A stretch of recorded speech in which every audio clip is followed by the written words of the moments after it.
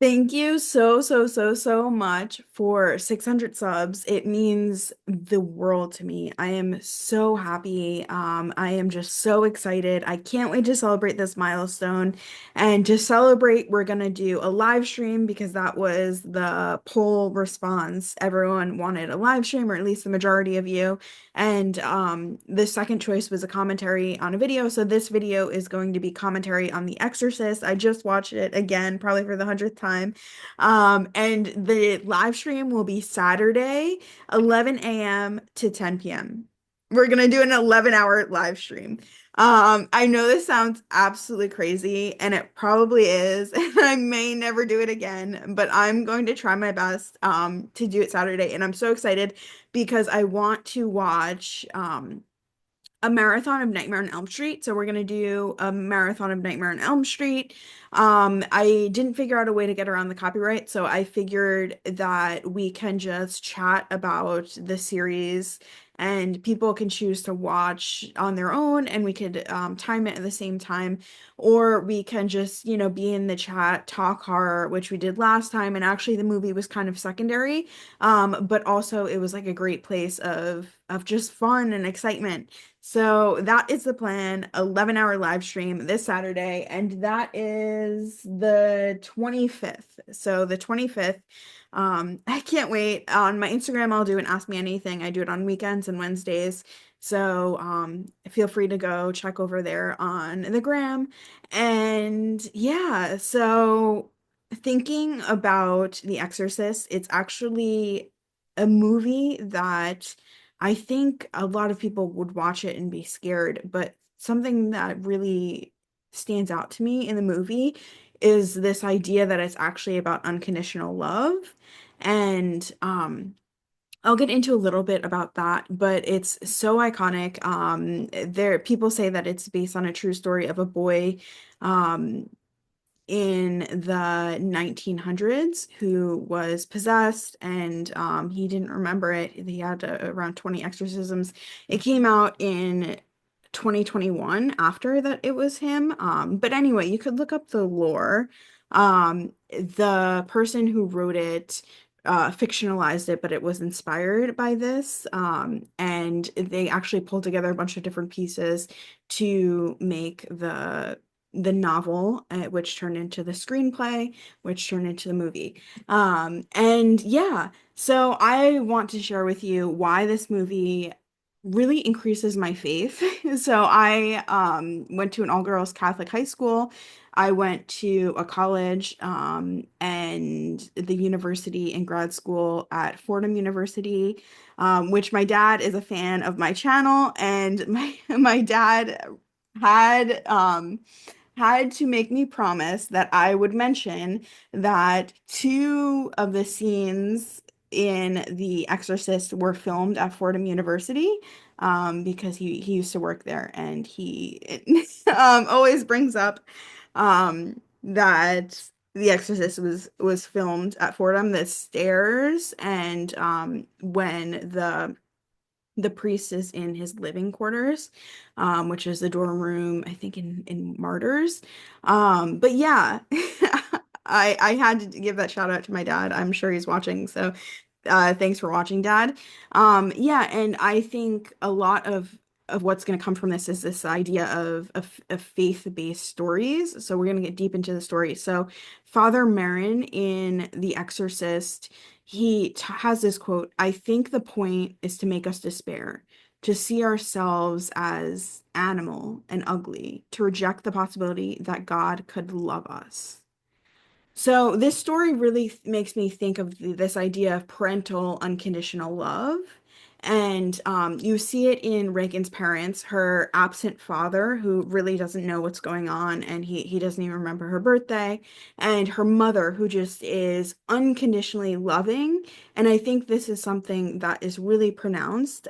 Also, I did want to mention that my mom as a child saw this movie. As a child, I think she was like under 10, and she went to the movie theaters and saw this movie. And I'm grateful because I think maybe that's why I was allowed to watch horror movies as a child, because she did. Um Yeah, and this idea, so this actually makes me think about my own relationship with my mom. When went through my mental health struggles, she was there for me. She was my biggest advocate. And I think about this mom and everything she went through and the story of her love for her daughter. And this idea that in Reagan's experience, her father, it almost feels like he doesn't love her unconditionally because he's absent. And I think this kind of like mirrors the whole theme of this idea is that evil, particularly like its role and mission, is to make humans feel unworthy of God's love. And I love how they show the relationship between the mother and daughter, Reagan and her mother, and then the priest and his mother. And he particularly lets down his mother when she is at the end of her life. And he feels so much guilt, and he has this become a crisis of faith within him. So, I know this is really actually some spoiler alerts. So if you are not interested in spoiler alerts, I would say one thing and then stop watching this video. So just if you get one thing from this video and you don't want any spoilers, something that gets to me, and I am guilty of it too, is people refer to Reagan possessed as the Exorcist, but really the Exorcist is the priest and the older priest, Father Merrin, specifically, he is the exorcist. So a lot of the times people will be like, the exorcist, and they're really talking about Reagan as she's possessed, but the exorcist is actually the priest. So a lot of people misinterpret that, and I do that sometimes too. Like I'll be like from the exorcist or the exorcist, and I'm like I catch myself, and I actually the exorcist is the priest. And Reagan is possessed. So anyway, now it's we're gonna get into spoilers. So please 100% leave if you don't want a spoiler. So when the priest, not the exorcist, but the priest who's assisting with the exorcism, when he feels so much at a loss of faith when his mother passes on and he wasn't there for her. It seems almost like a surrogacy that he becomes this parental figure to Reagan in this way that he is trying to care give and take care of her. And when he becomes possessed himself, I think it's so interesting. And also, there's a lot of foreshadowing, like when she says, "You're going to die up there," in the beginning to the person that when she's possessed, kills in the bedroom. And then also when the possessed Reagan says that the exorcism will bring the two of them closer, the priest and the possessor. And specifically, I think that it's really well done in the way that they used foreshadowing in the way of kind of like prophetic, in like this prophetic way. And I think it's really beautiful. It's not subtle, and I think a lot of the times there's another quote that it says evil mixes lies with the truth. And I think anyone who thinks about the age we're in, there's a lot of truth and lies being mixed together. And I think a lot of the harm comes from people defending ideals and values that really stand on their own 2 feet, but people keep pushing in all these ideas that honestly don't belong there.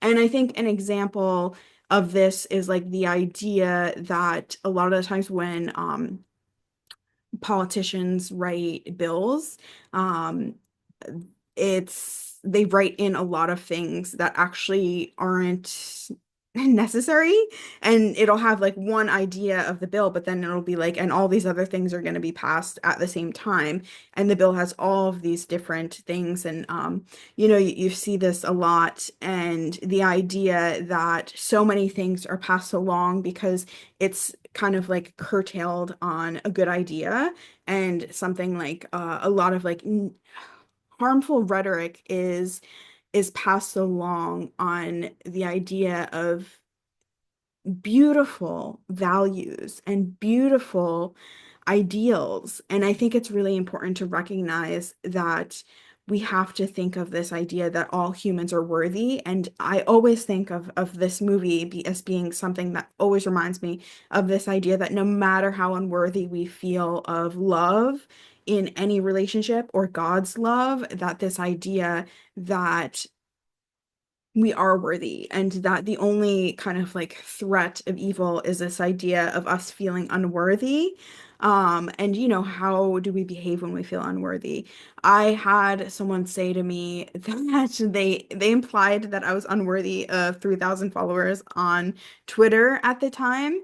And I was so heartbroken and I started tweeting as if I was unworthy. And I think whenever I think about this idea of unworthiness, I think it impacts our behavior and how we, show up in the world. And I noticed that when I was really myself before this person had made this comment to me, I was showing up excited and grateful, and that is really who I am in this place of gratitude. And I think about, this idea specifically with this movie. I know there's a lot to say about it. And it's so well done, but I think the thing that I always go back to it and why I rewatch it is really for that line that I read at the beginning about evil's mission is to make us feel unworthy of love or God's love. And I really think The Exorcist is really the movie as a whole is about unconditional love. And it's actually so beautiful. I think it's really beautiful. I have mentioned how Halloween is the one horror movie that I'm truly afraid of, almost like pathologically, like nightmares about it. I feel like I'm in fight or flight whenever I hear the music, and we did a live stream watching that one. But I think the Exorcist music, the score of it is so beautiful, and I think it in general brings up a lot of ideas that are deeper than I think people think of when they think of horror as a genre.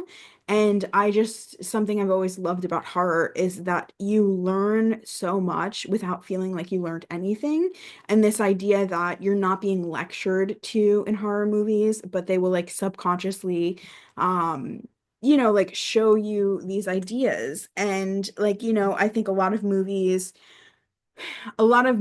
take a stance that there's a right and a wrong, and I think in the horror genre there's this idea that it brings about questions and it makes you feel something. And I think it was John Carpenter who said that if you tell a joke, some people will be offended, other people will laugh. If you share something that's sad, maybe one person will cry. But if you if you like, have someone with a knife, everyone's gonna be scared. And I think that is there's something universal about horror as a genre. And I think that's really beautiful. I think it's a way to bring about ideas without without preaching them. And I think that is the right word to say here, because when I think about The Exorcist, I think about how religion isn't necessarily at the center of it, and you don't have to be a Catholic to watch it. And I think I know I'm offering a very unique perspective as someone who has been raised Catholic in this very intense way, like having education in religion for so long. And yeah, I think even being educated by Jesuits, the priest in this one is a Jesuit, and I think that is something that's so interesting. Um, just this idea that he is a psychiatrist and he is a priest, and that a lot of mental health struggles in prior generations, going back further or sometimes even centuries, they were seen as demonic possessions. And you see people with mental illness in caves, and I've written about this academically before. This idea that different generations had different ways they would treat the mentally ill, and like that I'm actually in a situation that is so much more advantageous than anyone in past generations. Like I am not being treated as an outcast, and stigma is probably at the lowest it's ever been. And I think that's so beautiful. Yeah, so I think these ideas of that are brought up in The Exorcist are really powerful. And I'm curious what everyone thinks about the movie, if it's one of their favorites. I know people have mentioned that it's their favorite, and we talked a lot about it in the live stream. Another exorcism movie that I really loved was The Exorcist of Emily Rose, which has could be its own video. And I just want to encourage people to look into like these deeper the depth of stories, and what you can learn, and kind of like what's at the heart of it.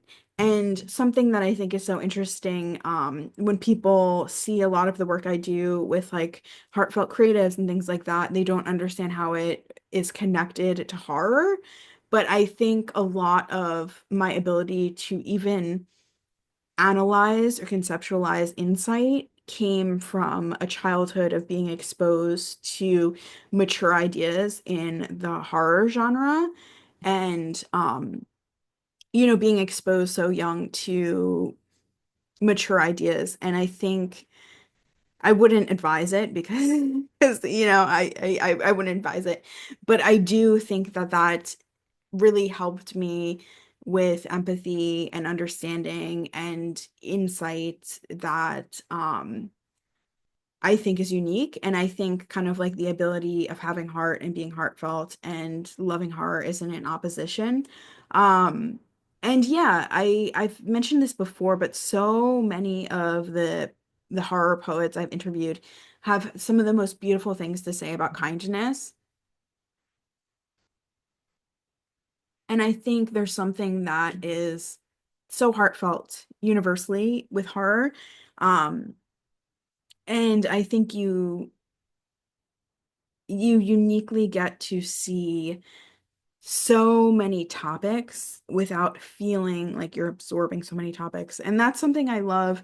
There's so many beautiful movies, but I feel like almost almost every classic horror movie has all of these such depth to each topic. And I think a lot of people, write off horror as a genre in general. And I think it's something that actually offers a lot of insight on really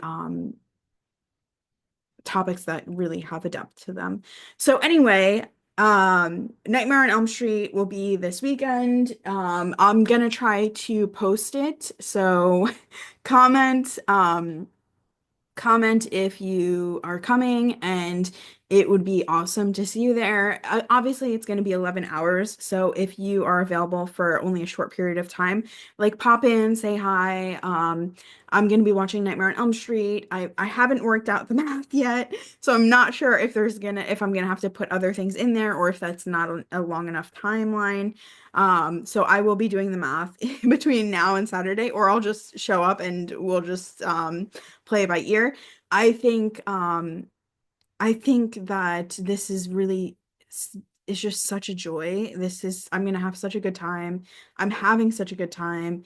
This is incredible. I love how much we have grown, and the community is really beautiful. The last live stream was such a joy, and it was an honor to connect with everyone who was there.